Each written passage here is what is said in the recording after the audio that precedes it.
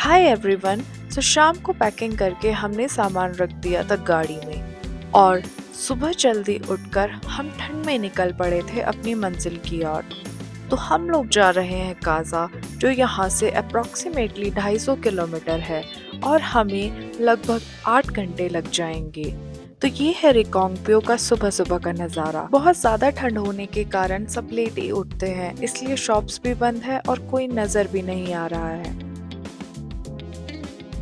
और ये हम पहुंच गए एनएच पे और मुड़ गए हम काजा की तरफ। और ये देखते ही देखते उजाला भी हो गया और हमने काफ़ी डिस्टेंस अंधेरे में ही कवर कर लिया। सुबह सुबह ट्रैफिक ना होने के कारण काफ़ी सारे वाइल्ड एनिमल भी इस रोड पे दिखाई देते हैं और हम वहाँ पे लकी रहे, हमें दिखाई दिए रेयर हिमालयन रेड फॉक्स, जो गाड़ी की लाइट्स देख के काफ़ी दूर तक भागती रही। और ये पहुंच गए हम आकपा ब्रिज। रोड बिल्कुल ही खाली है क्योंकि टेम्परेचर माइनस में है एंड कोई भी इतनी सुबह इतनी ठंड में ट्रैवल करना पसंद नहीं करता है। नॉर्मली भी इस रोड पे आपको ना तो ज़्यादा ट्रैफिक मिलेगा और ना ही साथ में कोई रेस्टोरेंट या ढाबे वगैरह मिलेंगे। इसलिए हमने घर से ही चने बॉईल करके लाए क्योंकि हमें पता था सुबह भूख लगेगी एंड ब्रेकफास्ट के लिए यहाँ पे कुछ भी नहीं मिलेगा। और ये है अपर किन्नौर के रोड के नज़ारे। यहाँ से कोल्ड डेजर्ट रीजन शुरू हो जाता है क्योंकि यहाँ पे बारिश काफ़ी कम होती है।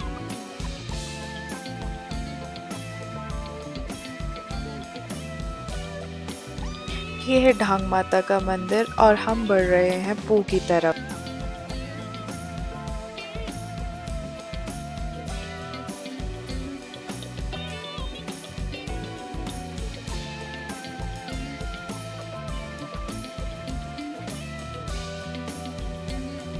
और ये नज़र आ रहा है रोपा नाला और यहाँ से जाते हैं रोपा वैली की तरफ। और ये है लास्ट ईयर के क्लाउड बस्ट का स्पॉट, जिसकी वजह से यहाँ लैंडस्लाइड हुआ और ये रोड पूरी तरह खराब हो गया।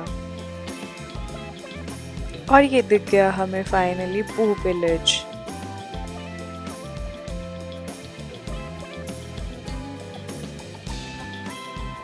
और इससे आगे ये पहुंच गए हम डबलिंग ब्रिज।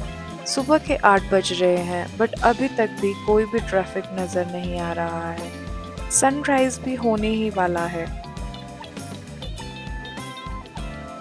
और फिर हमें दिखाई ये ट्रक काजा की तरफ जाते हुए और धूप की झलकियां भी हमें दिखाई दे ही गई।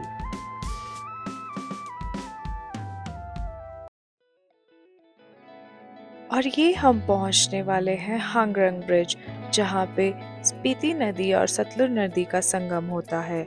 सतलुज नदी शिपकिला से एंटर होते हुए यहाँ पे सबसे पहली ट्रिब्यूटरी अपनी स्पीति नदी से मिलती है। और यहीं से हम शिपकिला बॉर्डर के लिए भी जा सकते हैं, जो आजकल टूरिस्ट के लिए खुल गया है। बट हमने प्लान किया कि हम काजा घूमने के बाद वापसी में यहाँ पे शिपकिला बॉर्डर घूमने जाएंगे।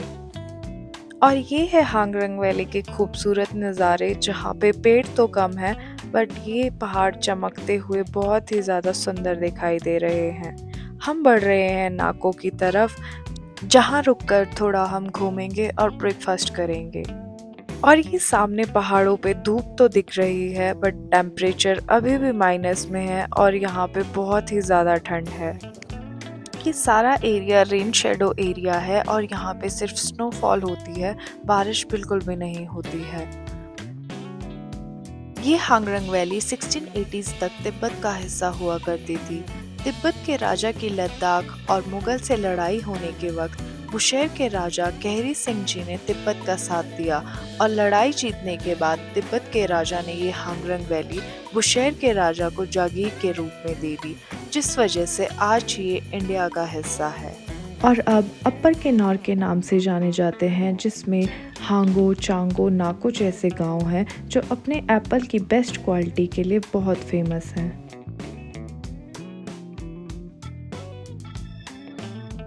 और ये है स्पीति नदी, जो काजा से आकर सतलुज से मिलने जा रही है और हम जा रहे हैं काजा की तरफ।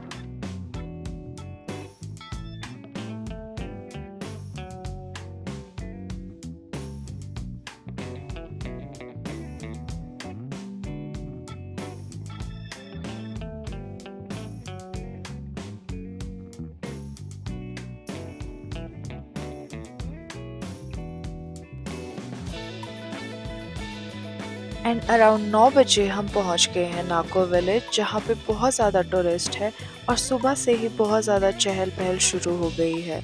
हम लोग जा रहे हैं नाको मोनेस्ट्री की तरफ, जो बहुत ज़्यादा पुरानी है और ये मोनेस्ट्री 11th सेंचुरी में बनाई गई है। नाको विलेज टूरिज्म की वजह से काफ़ी बढ़ गया है और आपको यहाँ पे काफ़ी सारे होम स्टे और रेस्टोरेंट मिल जाएंगे। और ये हम फाइनली पहुँच गए हैं मोनेस्ट्री के गेट पे।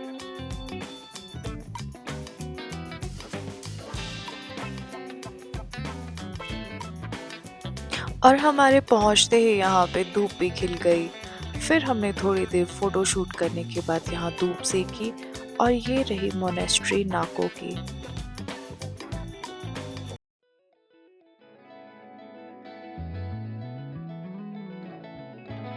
इसके बाद हम चल पड़े गाँव की तरफ और नाको लेक देखने के लिए।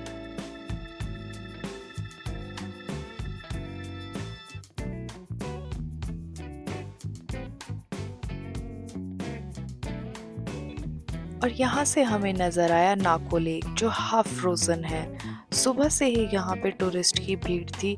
हमें लगा था हम सबसे पहले पहुँचेंगे, बट यहाँ ऑलरेडी लोग पहुँच चुके थे और फ्रोज़न लेक पे एंजॉय कर रहे थे। ये लेक विंटर में जम जाता है और इसके ऊपर आइस स्केटिंग कंपटीशन भी होता है।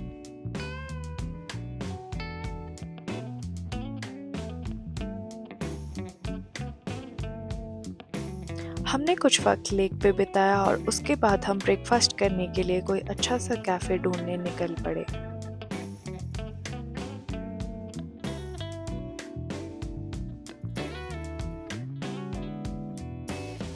नाको गांव बहुत ही पुराना गांव है और यहाँ पे ये घर ट्रेडिशनल वे से बनाए गए हैं, जो यहाँ की हार्श विंटर में लोगों को बर्फ़ और सर्दी से बचाता है।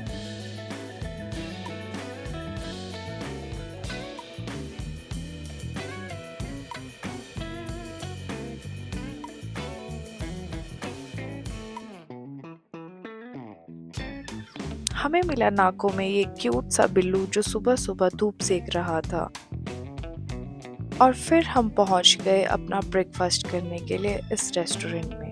ब्रेकफास्ट करने के बाद सीधे ही हम निकल गए काजा की तरफ और ये है नाको विलेज से पूरी वैली का नज़ारा।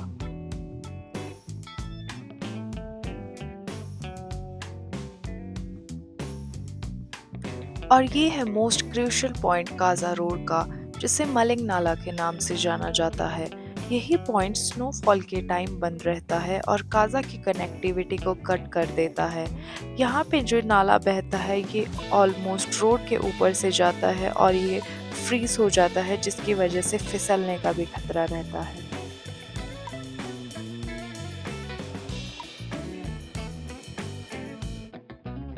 और ये मलिंग नाला की चढ़ाई के बाद अब हम उतरेंगे चांगो विलेज की तरफ।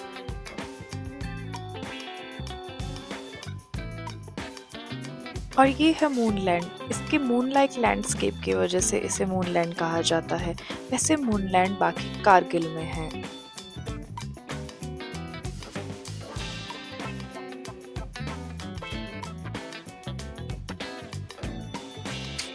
ये हम पहुंच गए चांगो विलेज, जहां का एप्पल बहुत ही ज़्यादा टेस्टी और जूसी होता है। ये रोड के लेफ्ट साइड एप्पल के ही ऑर्चर्ड है, जिसमें लीफ फॉल हो चुका है। और ये है शलखर विलेज।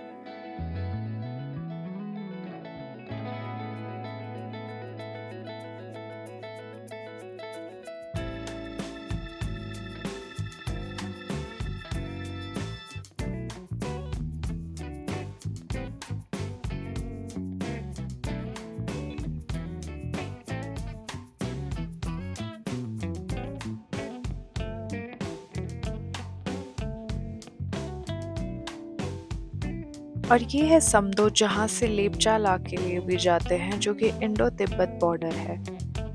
यहाँ भी हम वापसी में जाएंगे क्योंकि अभी हमें दिन तक ताबो पहुँचना है।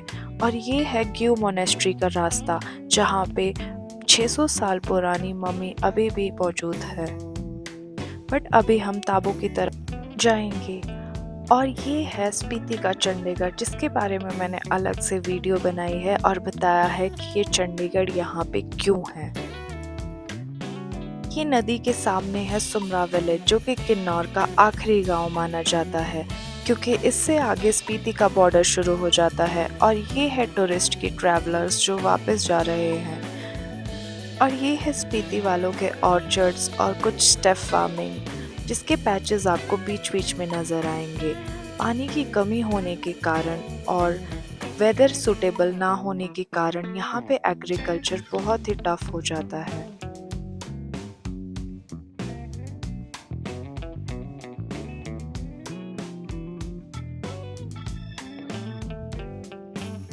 और ये है लाहौल स्पीति का नवोदय विद्यालय, जो कि बहुत ही आइसोलेटेड जगह लरी में सिचुएटेड है। तो आप सोच सकते हैं यहाँ पे बच्चे कैसे आइसोलेशन में शांति में पढ़ते होंगे।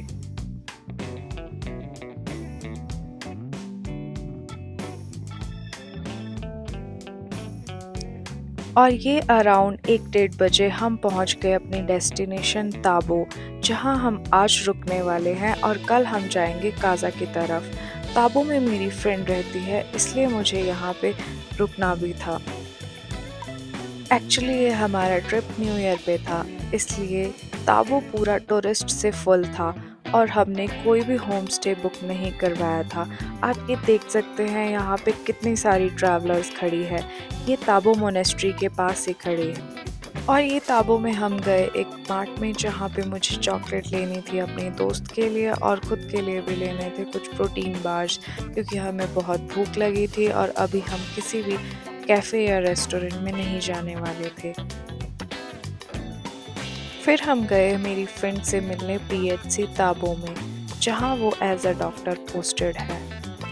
और ये है मेरी फ्रेंड सोनम, जिसे हम मिलने गए थे। उसके बाद हम निकले होम स्टे ढूंढने के लिए।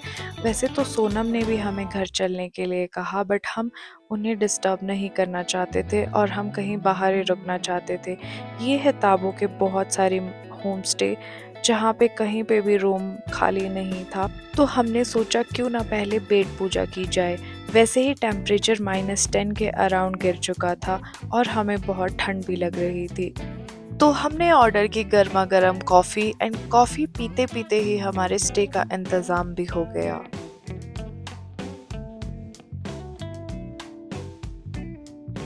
उसके बाद हम चल पड़े अपने होम स्टे की तरफ थोड़ा रेस्ट करने के लिए, ताकि हम बाद में घूम सकें। ये है हमारा होम स्टे जो हमें लास्ट मोमेंट पे मिला, क्योंकि यहाँ सारे होटल होम स्टे सभी बुक थे। और ये है हमारा होम स्टे का रूम, जो स्पीति के ट्रेडिशनल वे में बनाया गया है। ये है हमारे होम स्टे का पंठंग, जो हमारा डाइनिंग हॉल भी होता है और साथ ही साथ कॉमन एरिया भी होता है। यहाँ पे आग जलाई जाती है ताकि ठंड ना लगे। ये है हमारे दीदी जो हमारे होस्ट है, और ये है हमारा होममेड डिनर। वैसे तो हमारा होम स्टे भी रेडी है, अगर आप कल्पा आएँ तो बुकिंग के लिए आप कॉल कर सकते हैं हमारे होम स्टे में रहने के लिए। डिनर करने के बाद हम आ गए अपने रूम में, क्योंकि ये था टेम्परेचर।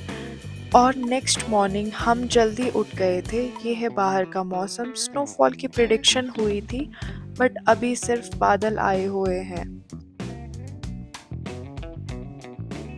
सुबह ये ट्रेडिशनल ब्रेकफास्ट करने के बाद हम लोग निकल गए काजा की तरफ, जो आप देख सकते हैं नेक्स्ट व्लॉग में। Thanks for watching. Do like share and